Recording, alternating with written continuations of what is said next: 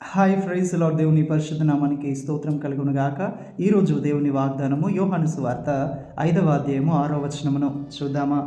నీవు స్వస్థపడగోరుచున్నావా? ఆమేన్, హల్లెలూయా. ప్రభువైన యేసు 38 సంవత్సరాల నుండి స్వస్థత కోసం పడి ఉన్న ఒక వ్యక్తితో అడుగుతున్నాడు, నీకు స్వస్థత కావాలా అని.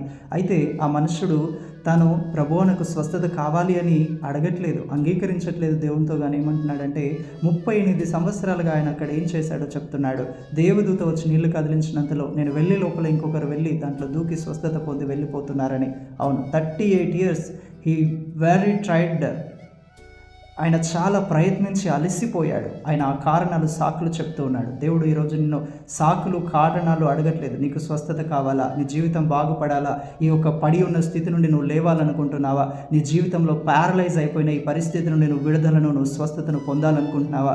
నీకెందుకు ఉద్యోగం రాలేదు? నీకెందుకు వివాహం కాలేదు? నీకెందుకు ఇంకా సొంత గృహం లేదు? నువ్వెందుకు ఆత్మీయంగా ఎదగట్లేదు అని దేవుడు నిన్ను అడగట్లేదు. నీకు దీవెనకరమైన జీవితం కావాలా? నీకు ధన్యకరమైన జీవితం కావాలా? నీకు స్వస్థత కావాలా?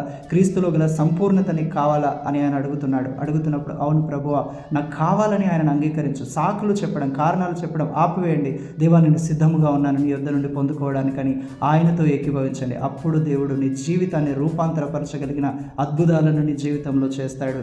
ప్రభు అట్టి కృప మనందరికీ దయచేయును గాక. ఆమేన్. Praise Lord. May God bless you all.